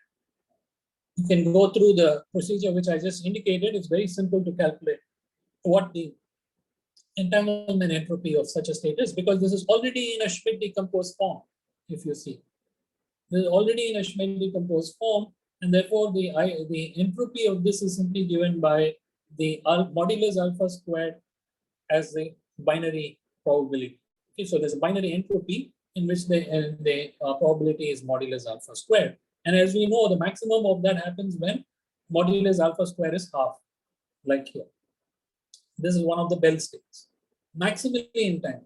Now, if we have another particle in a state 0, this has to be completely unentangled from this. Okay. If these two start getting maximally entangled, they have to lose entanglement with this. It cannot be that this and this is maximally entangled and this is maximally entangled. That's not possible. So this is what is called monogamy of entanglement. If you have tripartite entanglement like this, you can have these three states. You can have a state like this, in which there is entanglement between this and this, but no entanglement between this and this. You can have a state like this, in which there is tripartite entanglement, or actually there is entanglement between any pair of particles. Okay, this is, by the way, an important state called the W state, and it's just 0, 0, 1 plus permutation. Okay, so there is bipartite. Here, this is a state which I mentioned at the beginning as a GHZ state. It's coming back here, and I have put like this line here to indicate that all three of them are entangled together, but no two of them share any entanglement. So it's a very strange situation, but actually it's a very common situation. This is what is called multipartite entanglement. There is no bipartite entanglement between two of them. Local entanglement is 0, but there is multipartite entanglement. This is how actually a lot of entanglement growth is. So let me skip this. I have already said something about this, but if you take condensed matter systems or you take many particle systems, a quantum computer will be many particles, many, not just 2 qubits. Then what is the relevance of what we talked about? Well, you can always take a bipartition and ask how entangled are these 5 qubits with the other 5 qubits and so on. Okay, so, but you can also ask such a question. What is the entanglement of just 2 of the qubits, A and B? This is a harder question to answer because the state of AB is a mixed state in general. Okay, let's take, for example, the C system to be all the other particles. Then the system psi ABC is a pure state. In general, if you trace out C, then you get the state of rho AB. In general, it's a mixed state. And then we have to understand how to define entanglement in mixed states. So entanglement, a mixed state is not entangled if it is a convex combination of product states. So it's a much more complicated definition, involved definition, let's say, not complicated, corresponding to a pure state. Pure state is just not a product, it's entangled. Here, if it is a convex sum, that means pKs are positive and sum to 1, their probabilities of products, then it is still separable state. And this is coming from the idea that you can create these kind of states locally by just classical communication. So there is classical correlations in these separable states. So you can find out what is the entanglement between A and B, but it's actually a much more harder problem. You can take what's called a purification of this density matrix written in terms of these bipartite pure states. QKs are probabilities. This is an ensemble now. And then you can look at entanglement of pure states, which we know how to find. I've just described in terms of von Neumann entropy. And then you can find the average of the entanglements or weighted average of these entanglements in these pure states. Okay. And that you may think is the entanglement in this state, mixed state. But as it turns out, quantum mechanics allows for an infinite amount of purifications. That is what is another peculiar property of quantum mechanics. Given a density matrix or a mixed state, it is a combination, many more, it's a non-unique combination of pure states. And therefore, you try to minimize this over all possible pure state decompositions over all Q and phi. This is called entanglement of formation. So it's a much more involved concept here and difficult to calculate. But this has been done for 2 qubits in this paper by Hall and Waters in 98, 99. I'm not going to go into the details, but that is what is called concurrence. It's an entanglement monotone. Okay. And in fact, let me just say qualitatively what's happening. If you take a typical state of 2 qubits, typical state, that means you take a random state of 2 qubits, it will be, as I said, entangled with each other, quite highly entangled. If you take 3 qubits, so the probability that 2 will be entangled is 1. If you take 3 qubits, the probability that they will, any 2 of them will be entangled is about 3/4. If you take 4 qubits, probability that 2 of them will be entangled is very small. It's already 10⁻³ I'm sorry, this is actually for 6 qubits. And this is for 8 qubits, you will find almost nothing. Okay. Although it's written here 0, it's actually a very small number. Okay. That people have actually not calculated. We have done for some other kind of states. So what message I want to give here is that this seems to indicate that there's no entanglement between these 2 particles, and that is true.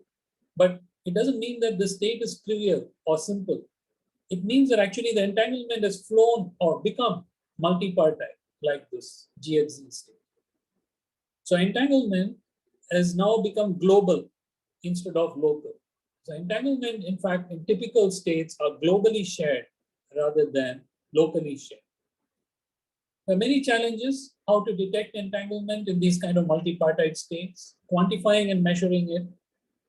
Understood all pure quantum bipartite states, like what I said. Mixed 2 qubit states of 2 qubits, as I've mentioned here. 1 qubit and 1 qubit is also understood.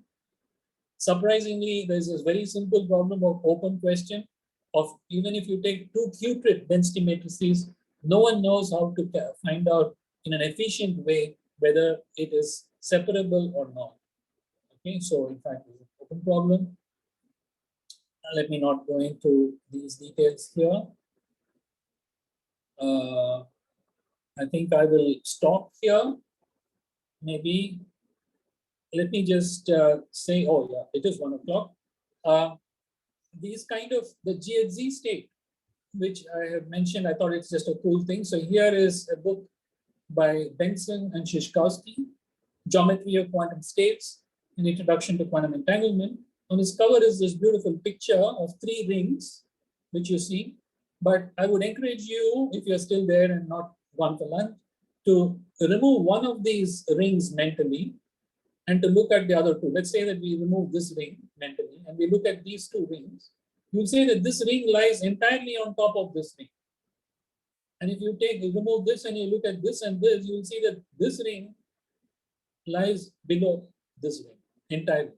So actually no 2 rings are linked with each other, but all 3 are linked together.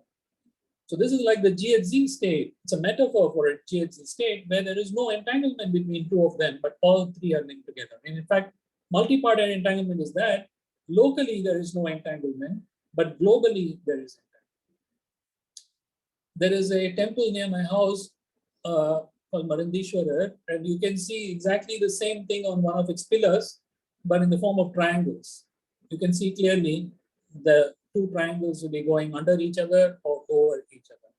So there's an article which I wrote in Resonance, I think in 2007 or something, about this. So it's a very interesting metaphor. So there are many applications of this. As you well know, quantum computing is one of them. But just looking at science, there are condensed matter physics, quantum phase transitions, many-body localization, which is an important aspect of actually quantum computers. When you take quantum computers as many objects, they start interacting and can lead to chaos. So to control that, you need to go into these regimes called localized regimes. Okay, atomic and molecular structures, nuclear structure, space-time. There is a lot of developments in string theory, around string theory, holography, quantum networks, tensor networks and quantum gravity, black holes, and even space-time itself as arising due to entanglement or the fabric of space-time being entanglement. So some very, let's say, provocative ideas are at the moment there. So to conclude, after 85 years, entanglement is now being measured and understood as a fundamental property of space-time and matter. Much to be explored, and just put down some words there. And these are all connected to each other, error correcting codes, tensor networks, absolutely maximally entangled states, which I had promised to talk about, which is just multi-parted entangled states such that every bipartition is maximally entangled. I did not go into that, no time for that. Measurements and emergence of classicality, how classical dynamics evolves out of this. Many body systems, multi-parted entanglement, relativistic and field theoretic systems. There are plenty of online resources. As you know, of course, the archive is an excellent source. There is some Prescal Caltech notes and books like Nielsen and Chuang are old classics. Yeah, so let me end with that. And thank you again for this opportunity to talk to you. I'm sorry for going a bit over time. I know it's lunchtime and therefore not really forgivable. And maybe if there are questions, I can set them. Any questions from the participants?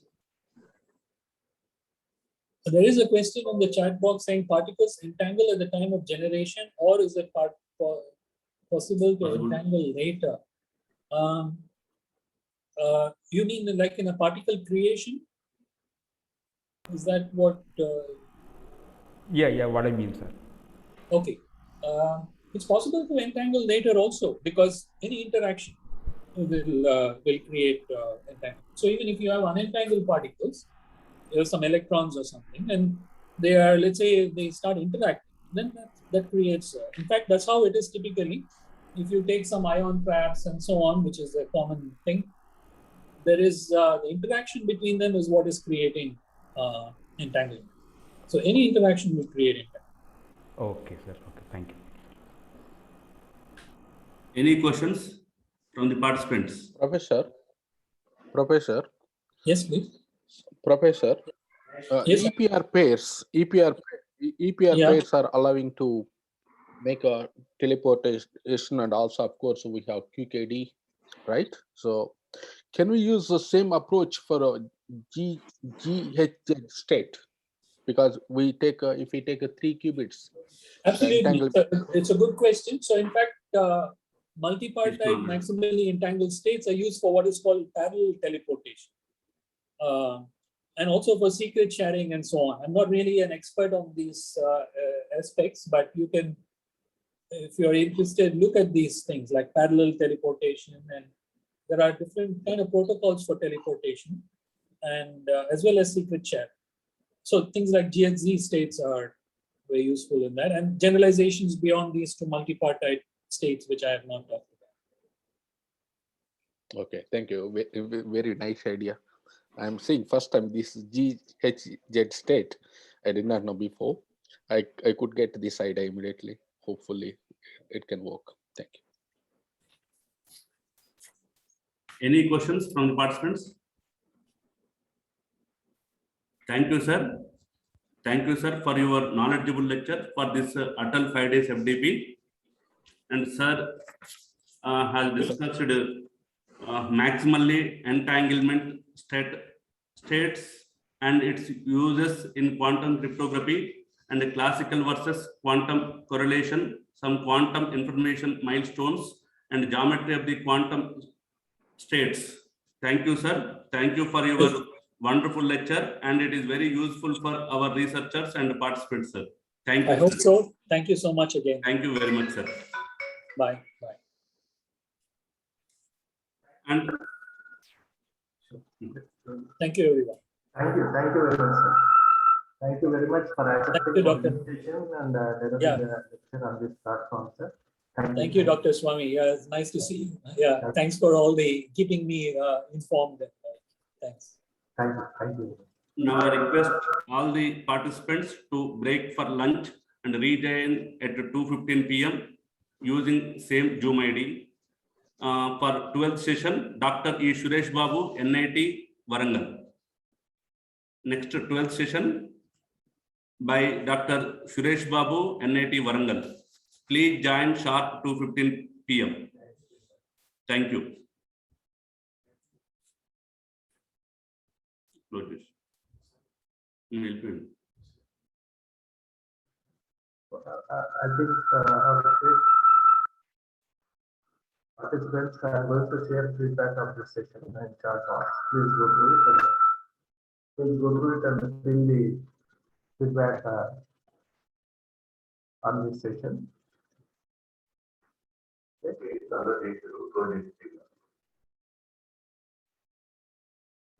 the participants, I will wait for 5 more minutes. You can fill that feedback form. I mean, there are some requests about last session feedback. I'm going to share that one also. There is a feedback of our last session.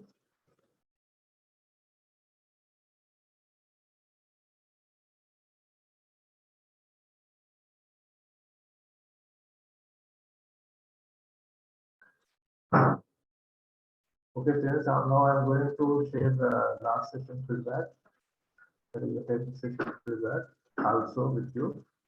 But every time don't, I mean, better to fill that feedback in that session itself and requesting the participants. Yeah, once again here I'm sharing the feedback of the last session. The feedback of this session also shared here in chat box. Please go through Wahini Hiruru. Please unmute and speak of Wahini.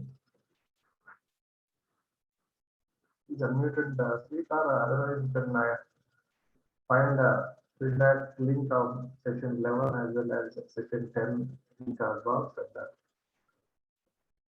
Yes, feedback 10 and 11 both are shared here. Dr. L. Bhaskar, we find the session 10 feedback in chat box, and I'm advising each and every participant, everyone should be attentive regarding towards the sessions. Everyone should join on time and better to touch with the speaker. However, everyone should join on time and they have to leave after completion of this session only. Okay. Those who have completed their feedback, they can leave the session. However, better to join by time 2:15 sharp. Dr. E. Suresh Babu is going to give his lecture. He is from National Institute of Technology, Warangal. His title is Permission Blockchain using Hyperledger and Use Cases. Okay.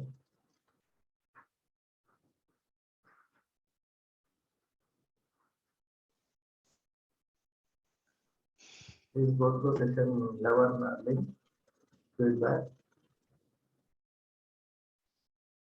as well as session 10 feedback also here. So please share the Zoom video links in WhatsApp group also. However, tomorrow in the afternoon session, I will share in chat box this video session from the link. To chat box, you can copy and paste in your device. Right? So anyhow, tomorrow in afternoon session, I will do that. After the exam, I will do the exam. Better, maybe better for after exam. Definitely I will do. But I will share it to chat box, why? Because AICTE, everything I will have to submit recorded versions to AICTE. So according to the instructions, I have to share in the chat box. So through which also you have to copy and paste in your device as well as download it. In morning session, one important advice is every link is available only up to 7 days. So this Monday link is available up to next to Sunday. This Tuesday links available up to next to Monday, like that. So please take care about that. For that only you have to download it and you have to save it. Okay. And Lakshmi, what about the which link is not open? I am unable to open both 10 and 11. What about others? Unable to open, both are. Right, then however it is a 115. I will check once again. I will share same links at 2:15. At 2:15 to 2:30. Once again, I will check and share same link 10 and link 11. Okay. So participants, right now it is open. Right, the message is received from Dr. Mallishwara sir also gave his message. No problem, links are opening. So please go through Jyoti, Dr. Jyoti, and as well as Lalit Negi, and one more person is also there. Jyoti Reddy as well as Lalit Negi from Delhi, Lokesh Negi from Delhi, Rashmi. Please try to open because there are some participants that kept their messages in link. No problem, links are opening. Lalit Negi, please try it. Still, I will give one more chance in afternoon session, but at 2:15, from 2:15 to 2:30 only, I will open it. Please, you can try at that time also. 2:15 to 2:30 at that time also you can try. Still, if you are facing any problem, you can contact me over phone through WhatsApp directly. You can put your message to me directly to my number so that I will address your problem. They are trying, right? Lalit, Negi, and Lokesh try to Rashmi, try to open it. Yeah, those who are completed, they can leave the session.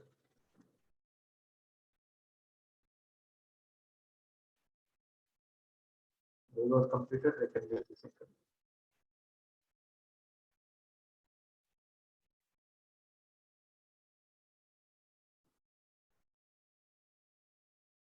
Gayatri also gave message regarding the feedback. Gayatri, once again try to open it. So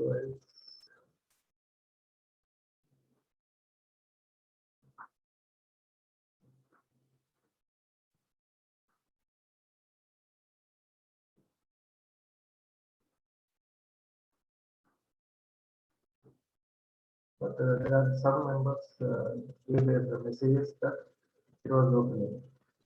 So, however, I will rectify once again, but I will share from 2:15 to 2:30, same section 10, section 11 links to you. In chat box itself, I will share, from which you can fill your feedback once again. Those who are completed, they can leave the session. Within 1 minute, I am going to end meeting for us.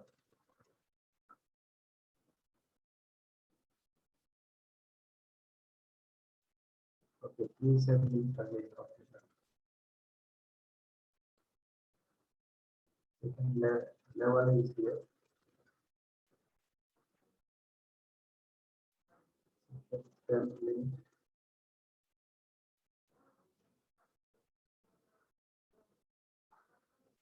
The section 10 also I'm going to share it too.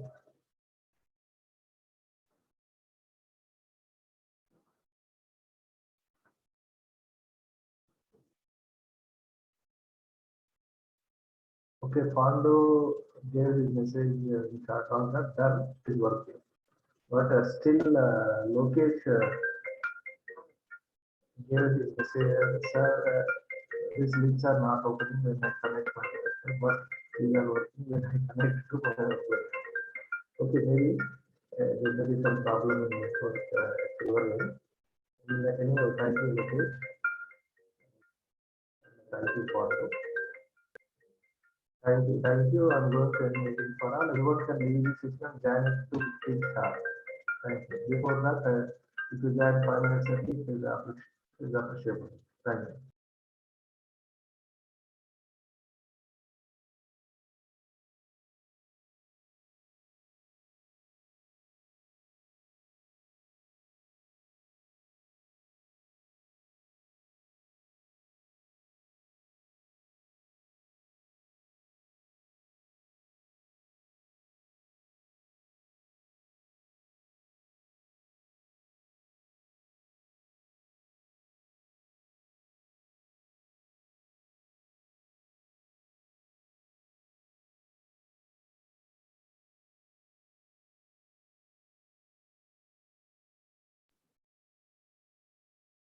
Okay, okay, Lalit. Lalit gave message that I have submitted for those who are not able to fill the feedback. Try to fill using mobile data. Okay. Like maybe data, mobile data, Wi-Fi, maybe some network issues here and that. I'm not sure, but it may be correct. Yeah. Okay. It's working, Sita. Okay, Sita. Yeah, once again, I will give you 10 session 10 and session 11 links via chat box in next session, but I will share it in 250 to 230. Within that duration only I will provide. Afterwards, I won't allow to submit session 10 and session 11. Okay, thank you, Laxminarayan.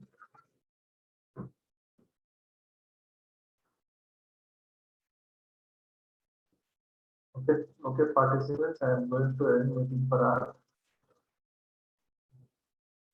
We have a nice lecture from Professor Arul Laxminarayan sir, Department of Physics, Indian Institute of Technology, Madras.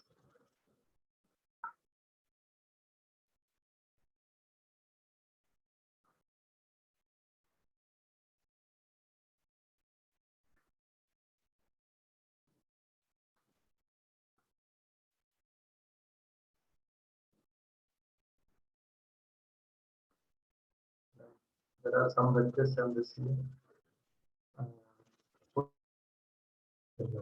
Please go to section 10 and section 11 links and fill it.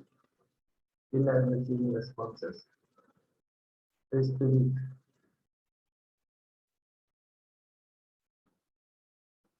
And don't miss tomorrow's afternoon session. In that session, we are going to we have to conduct one exam in which everyone should get at least 60%. Afterwards, validation. Everything can share. You can share your views in that validation. Anyhow, so exam will start at 2:15 tomorrow. As well as I will plan it for 1 hour or 45 minutes. Depends on the kind of questions. So I will inform prior to that. So anyhow, by around 3 or 3:15, we will start in a validation, right? So everyone should attend that exam feedback and validation program without fail, and then requesting each and every participant to attend the remaining 3 sessions. Session 12 today at 2:15, session 13 tomorrow at 9:15, session 14 11:30, at tomorrow at 11:30, session 14. These 3 sessions are also very important for you. Without fail, everyone should attend these 3 programs as well as last session validation. Okay, participants, I am going to end meeting for now.